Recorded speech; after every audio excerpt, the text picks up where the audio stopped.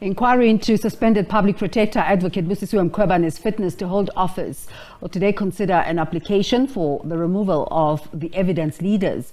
Mkhwebane's legal team made the application for the removal of advocates Nazreen Bawa and Ncumisa Mayosi when the inquiry resumed yesterday after a 2-week break. The Public Protector's first witness, Freddie Nyathela, is scheduled to testify today pending the outcome of the application. For more on what to expect in the inquiry, we join now via Zoom by SABC News reporter Bulelani Phillips. A very good morning to you, Bulelani. I will go into what is being said, what we said in the introduction, but just give us a recap of yesterday. What happened yesterday? Advocate Mkhwebane expected to give some sort of address to the inquiry. Did that happen? Well, good morning to you, Desiree, and to the viewers at home. Basically, yesterday was supposed to be the beginning of the second leg of this inquiry, where the suspended public protector is expected to call her witnesses. Now, that process began with this application that has been lodged by the legal team of the public protector that argues that they want the evidence leaders to be removed and replaced. Now, the grounds for those removals application is that they believe that they are not going to get a fair hearing from those evidence leaders given some of the conduct that they have been engaged in. The example is that, they had flighted some legal fees that had been incurred by the Office of the Public Protector under the tenure of Mkhwebane. And that has been done without forewarning the legal team of the suspended Public Protector. And they felt that that kind of conduct was actually, putting the reputation of many advocates and lawyers at stake. And of course, they are substantiating the fact that even that kind of conduct has been criticized by the Johannesburg Bar as well as the Pan-African Bar Society of South Africa. However, Desiree, in that kind of engagement where the application was lodged, Advocate Alimpofu, who is representing the suspended public protector, was actually limited in terms of the inputs that he was making. And the committee felt that much of their discussions and deliberations will be based on the written submissions that he has made. However, he felt that he was cut short and he couldn't actually exhaustively make his representations. Hence, there was kind of a period where they locked horns between the chairperson as well as the leader of the legal team of the public protector. Today, this morning, the committee will then deliberate on the application that has been lodged by the suspended public protector.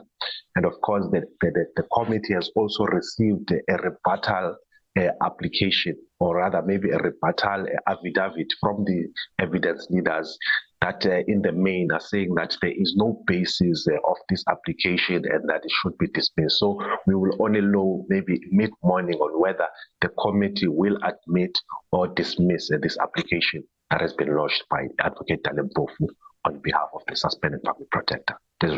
Bulelani, however the application goes, how does it impact the scheduled appearance of Freddie Nyathela? Well, practically speaking, if the committee does actually accept that application and adopts it, it means that the evidence leaders would need to be removed and replaced. And therefore, that means that the committee will come to a standstill because there would be another process of trying to get other evidence leaders that will actually take through the committee its work. But again, practically speaking, those evidence leaders would actually need to actually also go back to the beginning of the process and familiarize themselves with whatever evidence that has been led by the committee. But I would suspect that even the legal team of the suspended public protector would actually argue that those evidence leaders must actually start this process afresh in terms of calling all the other witnesses to re-testify again under the new evidence leaders. But if the application is dismissed, it means then that there must be a process that goes forward of the committee, where then the public protector is given the opportunity to call the witnesses, and therefore Mr. Freddie Nyathela would then have to take the stand and be lead evidence by Advocate Alimpofu this morning. So President Cyril Ramaphosa's name comes up once again. Advocate Dalimpofu just wanting the committee to rethink its decision not to allow him to come through to be a witness. What's being said here?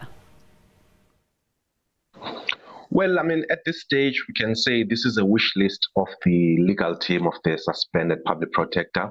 Amongst some of the people that they want to call, as you've said, is President Cyril Ramaphosa, Public Enterprises Minister Pravin Gordhan, former public protector, Professor Thuli Madonsela, the current acting public protector, Advocate Koleka Gcaleka, as well as DAMP, who is the complainant in this motion, DAMP and Natasha Mazul. So those are the wish lists of the people that the legal team of the public protector want to bring.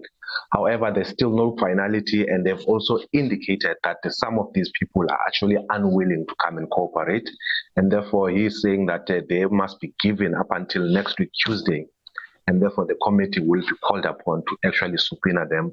Whether the committee will accede to that request or not, it's still neither here or there. So we'll have to wait up until next Tuesday whether to see that whether the committee will accede to the request to subpoena these kind of witnesses.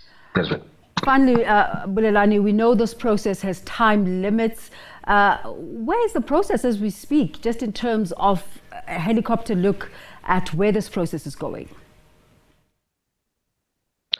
Well, Desiree, the short answer is that the committee's timeline at this stage is that it intends to finish its work by the end of March next year.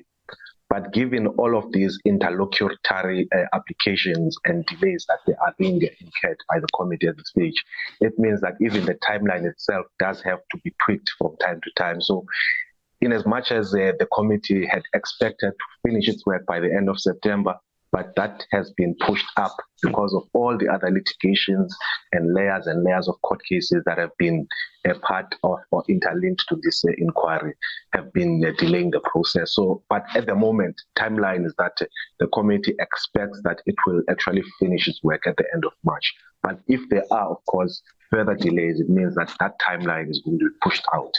But the other thing that is very interesting is that the term of office of the public protector ends at sometime around mid-October. So the longer the process delays, the closer you come to that, end of that term of the public protector. Which, in other words, it means that if the committee actually works beyond the expiry of the term of office, these proceedings may end up becoming moot. Desiree. Well, Bulelani, thank you so much for setting the stage there for us. Of course, a process we always endeavor to watch, even though sometimes we just end up having to dip in and out of it. But Bulelani always just bringing in all the thoughts and activities for us. Naledi?